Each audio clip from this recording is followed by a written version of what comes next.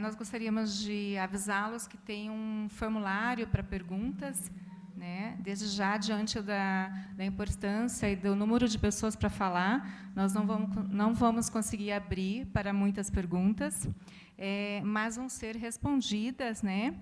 Caso não dê tempo, durante essa audiência, a resposta será encaminhada via WhatsApp ou e-mail. O gabinete do Marcos Vieira ficará responsável de estar dando esse retorno para vocês. Agora convidamos... bom, na sequência, nós teríamos a participação do representante do Ministério de Minas e Energia, mas, infelizmente, não recebemos a confirmação da participação.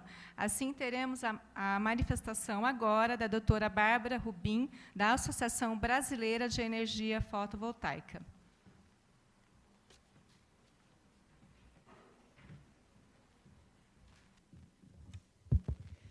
Boa tarde a todos. Eu vou pedir licença da mesa para falar de pé e andando, que acho que me representa um pouco melhor. Deixa eu pegar o passador.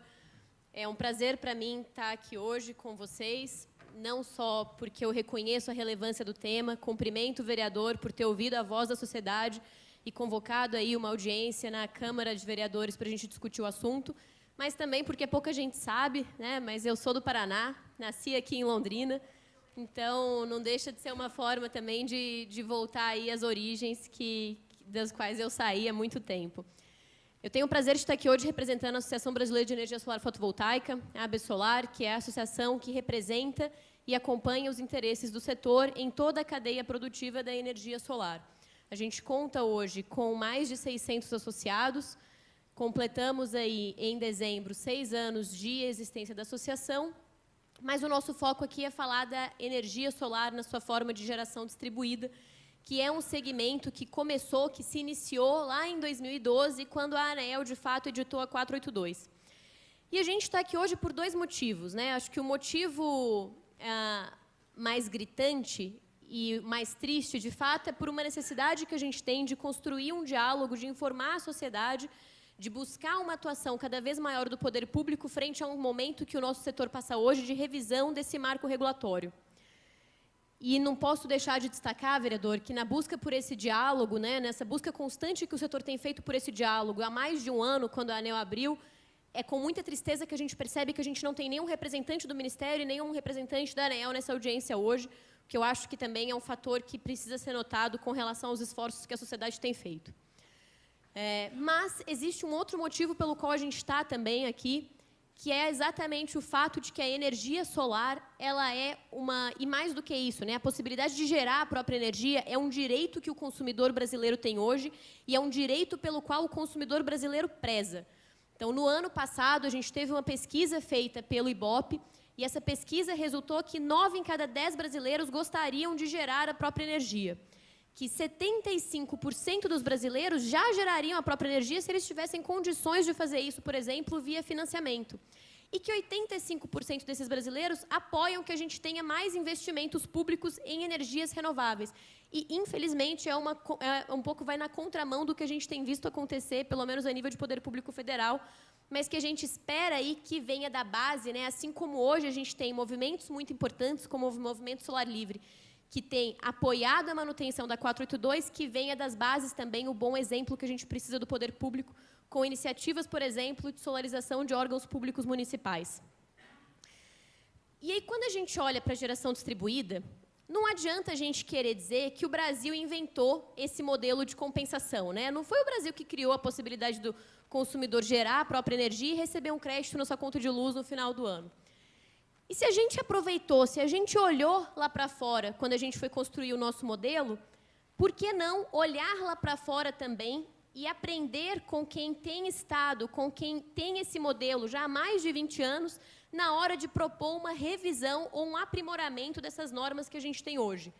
É exatamente um olhar lá para fora que a gente tem buscado aí que a ANEEL faça ao longo desse processo de revisão aí que, às vezes, sendo bastante honesta, né, parece que vai se alongar ainda por um tempo grande. E aí, quando a gente fala de olhar melhores práticas, de uma forma ampla, a gente tem que olhar para os Estados Unidos. O Brasil ele se assemelha muito aos Estados Unidos e a matriz energética brasileira, apesar de ser um país, se assemelha muito à matriz energética da Califórnia, E é por isso também que a gente cita tanto a Califórnia quando a gente vai falar aí de modelo de regulação do setor elétrico. E quando a gente olha para os Estados Unidos, o que a gente tem é que, na maioria esmagadora dos estados, né, norte-americanos, foram feitos estudos que comprovam que a geração distribuída traz mais benefícios para os consumidores, mesmo para os que não têm geração distribuída mesmo, do que a simples energia adquirida normalmente da rede elétrica. E aí, se a gente olha para essa Califórnia, então, né, que tem uma realidade tão próxima para a nossa, o que o melhor exemplo da Califórnia nos contou? O melhor exemplo da Califórnia nos mostra que lá, o sistema de compensação, né, o sistema de medição líquida, que é o que a gente tem hoje aqui no Brasil desde 2012, ficou em vigor, existindo de forma inalterada por 20 anos, antes dele passar por um processo de transformação, por um processo de revisão como o que a gente passa hoje. E que, findo este processo de revisão, a decisão da Califórnia foi de cobrar do consumidor que gera a própria energia, sim, uma parcela do fio, que é devida em alguma proporção, equivalente a 10,5% da tarifa desse consumidor.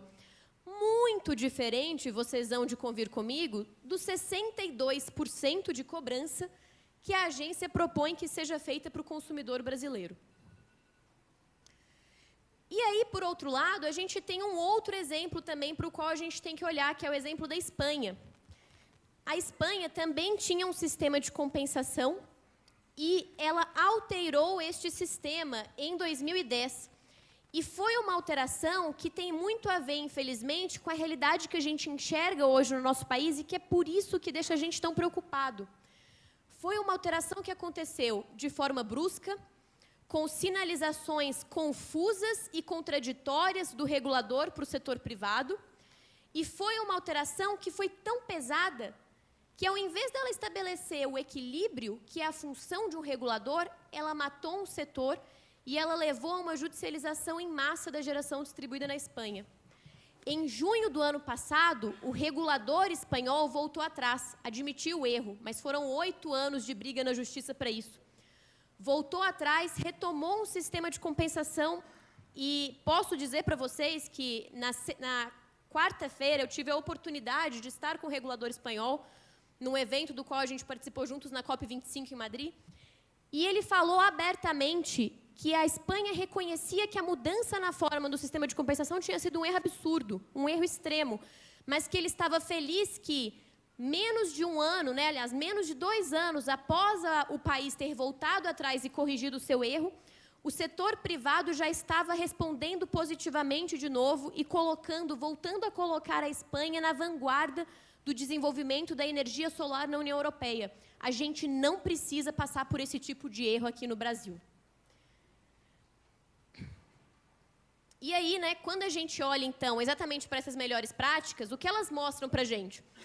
Elas mostram para a gente que, seja depois de 20 anos, seja depois de 8 anos de erro, em geral, a mudança da regra de compensação, ela só tem que acontecer quando a geração distribuída representa alguma coisa na casa de 5% de penetração da demanda elétrica do país, se for um país que conta com uma distribuidora única, ou da área de concessão, como é o caso que a gente tem aqui no Brasil, um país permeado por áreas de concessão.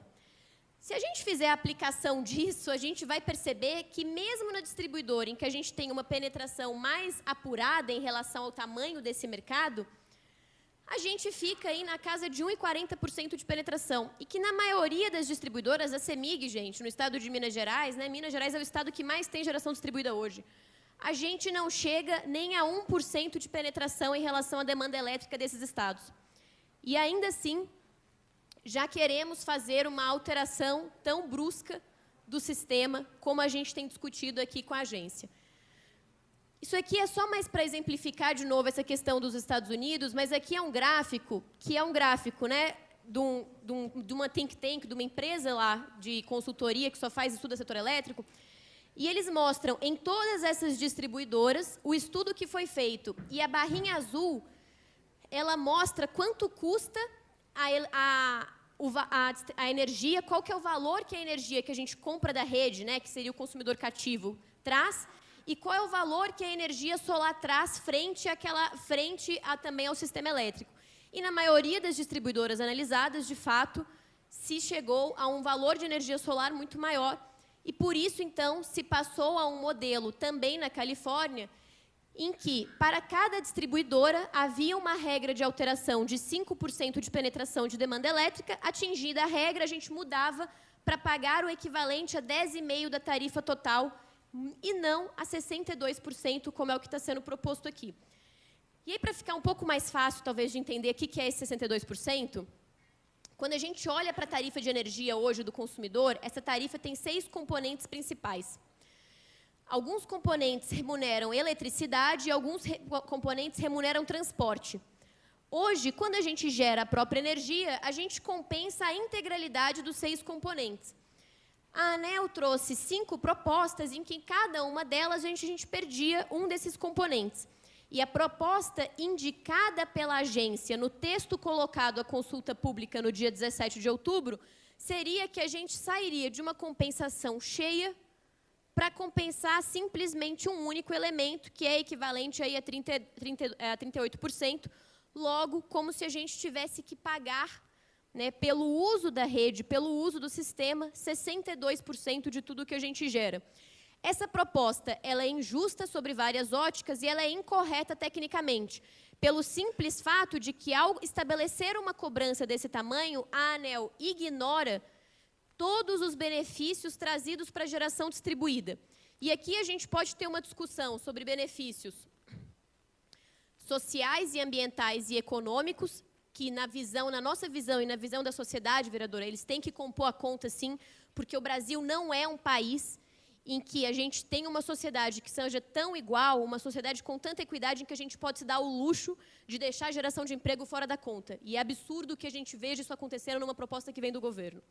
Mas a gente tem também outros benefícios que são deixados fora da conta, que são benefícios próprios elétricos. Redução de perdas dentro do sistema, gente. As perdas no Brasil correspondem ao 3º maior consumidor de energia do nosso país. Isso é um absurdo. E a geração distribuída ajuda a melhorar esse cenário e, ainda assim, isso não é colocado na conta. A energia solar fotovoltaica, hoje, ela produz energia no período de ponta real, ainda não reconhecido em tarifa, mas já observado pelo Ministério de Minas e Energia nos últimos estudos, ou seja, estamos ajudando a desonerar, digamos assim, o sistema no momento em que ele está mais sobrecarregado. Mas esse valor que a gente traz também não entrou na conta. Então, ele precisa ser revisto. E ele tanto não entrou na conta que o estudo que a ANEEL usou para subsidiar a sua decisão coloca: não é objeto do presente estudo avaliar potenciais benefícios que a mini e microgeração distribuída teria na postergação de investimento, nos custos operacionais, nas perdas técnicas, dentre outros aspectos. Ou seja, eu quero promover o equilíbrio setorial, mas para promover o equilíbrio eu vou olhar somente para a balança de custos e eu vou ignorar toda a balança de benefícios. É impossível que a gente consiga chegar numa proposta que seja minimamente justa e tecnicamente respeitável com uma metodologia que é falha desde o seu começo e desde a sua concepção. E o que o setor pede e tem pedido desde o dia 17 de outubro não é nada mais do que a gente tenha uma metodologia que seja completa, que seja imparcial e que considere os dois lados da balança da mesma forma, ou seja, que considere todos esses aspectos. Isso daqui, basicamente, é só para mostrar que a própria ANEEL reconheceu que a proposta que ela traz acaba com o setor. Então, a proposta que a ANEEL traz para a geração junto à carga faz com que o mercado volte a patamares de 2012, quando a gente comemorava, e comemorava mesmo, eu tenho muito orgulho daquela época, que a gente terminava o ano com 10 kW instalados. Né? Mas acho que essa sala está cheia de empresas e sabe o que isso representa hoje, é nada perto do potencial do nosso país, perto do potencial do Estado. E para a geração remota, a própria ANEEL diz que a proposta dela acaba porque o payback, né, o tempo de retorno do seu investimento, ultrapassa 25 anos. Ou seja, se você compra um ativo que tem uma vida útil de 25 anos, você não vai investir em alguma coisa que vai se pagar em mais tempo do que isso. Aqui, só para exemplificar, né, de novo, um exemplo muito claro do que a gente falou.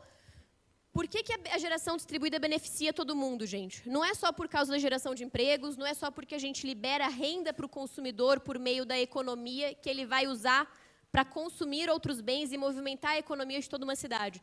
Mas é porque também, de um ponto de vista elétrico, né, quando eu gero a minha própria energia, mesmo que eu não consuma aquela energia de forma instantânea, a minha energia não vai ser enviada de volta para a subestação, para a rede de transmissão, não vou usar todo esse caminho. Ela vai ser usada para abastecer o consumidor que está mais próximo, por um efeito elétrico natural. Então, eu vou promover um alívio do sistema. E, de novo, nada disso foi considerado. A gente acredita fortemente que a geração distribuída tem muito a contribuir para o país e contribui em diversas tantas áreas. Aqui é só um exemplo.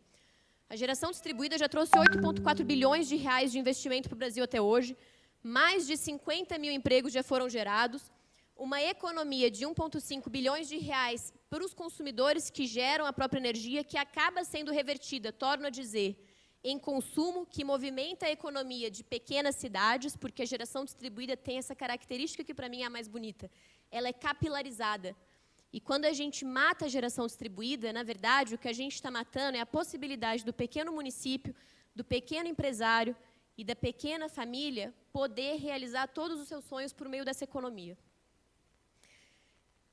E o que a gente pode fazer, então, né? A gente tem buscado hoje, enquanto setor, que a gente tenha um marco legal da geração distribuída para trazer estabilidade jurídica, para trazer mais previsibilidade regulatória, manutenção do crescimento do nosso setor. A gente quer que o nosso país tenha uma meta, né? Vamos ter uma visão juntos de ter 1 milhão de telhados solares até 2022, porque a gente consegue fazer isso e eu acho que todo mundo que está reunido aqui hoje é prova de que existe vontade se a gente tiver uma sinalização positiva do governo de que o nosso setor não vai morrer em março do ano que vem. E a gente quer, de fato, uma liderança pelo exemplo, que a gente comece a ver programas de solarização de prédios públicos municipais, estaduais e federais para mostrar para a sociedade que isso é uma vontade do poder público. A gente acredita nos benefícios da geração distribuída e é muito interessante ver que existem vários outros atores e instituições que acreditam também. Mas aqui eu quero destacar duas muito importantes. A primeira, todas são muito importantes, tá, gente? Mas eu quero destacar duas em especial. A primeira é do Ministério Público Federal, que enviou um ofício e uma recomendação para a agência de que nenhuma alteração aconteça até que a gente tenha a geração distribuída representando pelo menos 5% da nossa matriz elétrica. O Ministério Público pediu para a ANEEL se manifestar formalmente por escrito sobre as considerações que foram feitas até o dia 16 de dezembro, que é hoje. Nós não tivemos notícia ainda sobre se essa manifestação foi respondida ou não. Espero ansiosamente que sim. E, por fim, né, um subprocurador-geral do Tribunal de Contas da União, o órgão que regulamenta as agências reguladoras, também enviou uma recomendação para a Corte do TCU de que o processo de revisão da 482 seja suspenso. Houve uma primeira resposta da Corte negando a suspensão do pedido, mas isso voltou para ser deliberado no colegiado aí dos componentes. Então, essa era a mensagem que eu queria deixar. Eu fico à disposição para o debate e agradeço de novo a iniciativa e a oportunidade de estar com vocês hoje. Obrigada.